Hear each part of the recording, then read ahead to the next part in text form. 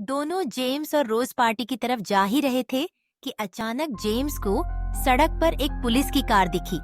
गाड़ी में एक पुलिस वाला अपनी बीवी बच्चों को लेकर पास की लाइब्रेरी जा रहा था। जेम्स के मन में ख्याल आया, क्यों ना रोज को इसी पुलिस वाले के भरोसे छोड़ दूं? शायद यह उसे उसकी आंटी तक पहुंचा दे। वो रोज को लेकर लाइब्रेरी में चला गया, लेकिन जैसे ही अंदर गया उसका दिल दहल गया। दरअसल पुलिस वाला वहां अपने परिवार को बचाने नहीं आया था, बल्कि सबको अपने साथ खत्म करने आया था। उसने जेम्स से कहा, मेरे अंदर हिम्मत नहीं है कि मैं अपनी बेटी को मार दूं, प्लीज तुम ही कर दो।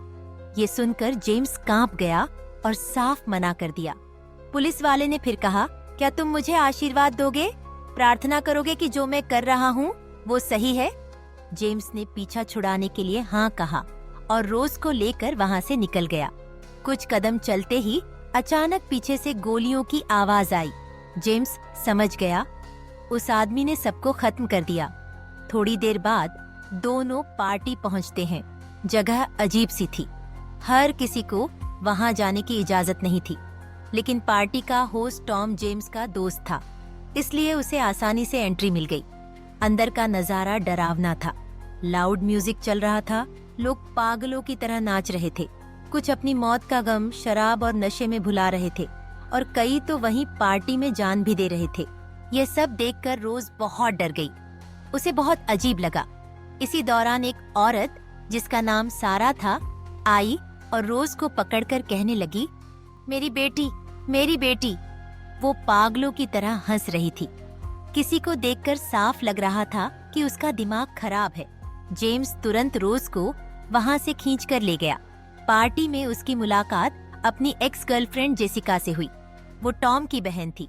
जेसिका ने जेम्स को एक कमरे में ले जाकर नजदीक आने की कोशिश की, लेकिन जेम्स की हालत बहुत खराब थी। उसकी आंखों में अपनी बहन और पूरे परिवार की लाशें घूम रही थीं। उसने जेसिका को अपनी दर्द भरी बातें बताईं, लेकिन उसे कोई फर्क नहीं पड़ा। वो बस मजे लेना चाहती थी, वक्त काटना चाहती थी। इसीलिए वो जेम्स को नीचे बने एक बंकर में ले गई। स्टील का बना बंकर, जिसमें बेड और 1 साल का खाना पीना रखा था। वो बोली, जब पूरी दुनिया खत्म हो जाएगी हम यहाँ छुपकर जिंदा बचेंगे।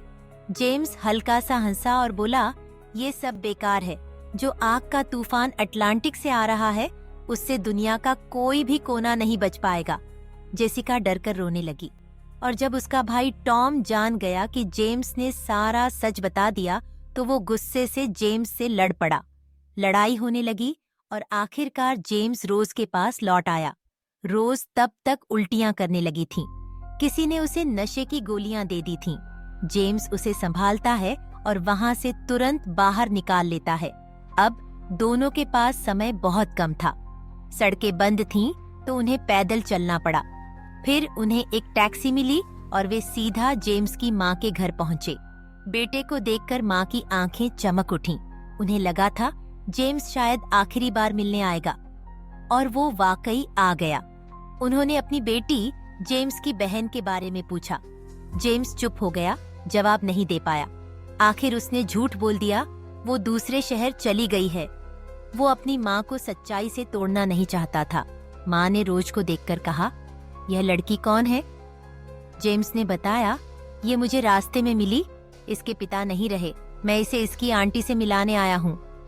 माँ भावुक हो गई और बोली, मुझे तुम पर गर्व है। अपने दर्द के बीच भी तुम दूसरों की मदद कर रहे हो। कुछ देर बाद जेम्स रोज को उसकी आंटी के घर छोड़ने गया। घर बाहर से शांत था। रोज खुशी खुशी अंदर भागी, लेकिन अंदर कोई नहीं था। जेम्स बाहर गार्डन गया। वहाँ लाशें बिखरी थीं, उनमें रोज के पिता भी थे। उनकी जेब से रोज की फोटो मिली। जेम्स के पैरों तले जमीन खिसक गई। वो सोच रहा था, ये सच रोज को कैसे बताए। उसने रोज को गार्डन की तरफ आने से मना किया, लेकिन रोज नहीं मानी। जेम्स को सच बताना ही पड़ा। उसने उसके पापा की लाश को ढंका और रोज के सामने रख दिया। रोज टूटकर रो पड़ी। वो बोली, मैं पापा को छोड़कर कहीं नहीं जाऊंगी, इसी जगह पर मरना चाहती हूँ। जेम्स की आंखें भी भर आईं। उसे जोई की याद आई, उसकी प्रेग्नेंट गर्लफ्रेंड। अब जेम्स समझ गया कि असली परिवार क्या होता है। उसने रोज को आखिरी बार गले लगाया और कहा अलविदा। अब जेम्स सीधा जोई के पास निकला, लेकिन उसकी गाड़ी का पेट्रोल खत्म हो गया। वो दौड़ते दौड़ते समंदर किनारे पहुंचा, जहां जोई अकेली खड़ी थी। जेम्स ने उससे माफी मांगी। जोई पहले गुस्सा हुई, उसे धक्का दिया, लेकिन फिर रोते हुए उसके गले लग गई। दोनों आखिरी बार एक दूसरे को सीने से लगाए खड़े रहे। तभी समंदर के रास्ते आग का बड़ा तूफान आया, जिसने सबको लील लिया।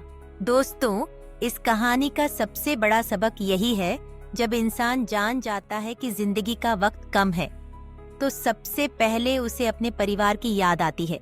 इसलिए इससे पहले कि वक्त खत्म हो जाए, अपने अपनों को वक्त दीजिए। उन्हें महसूस कराइए कि वो आपके लिए सबसे कीमती हैं। यही मैसेज देकर हमारी कहानी यहीं खत्म होती है।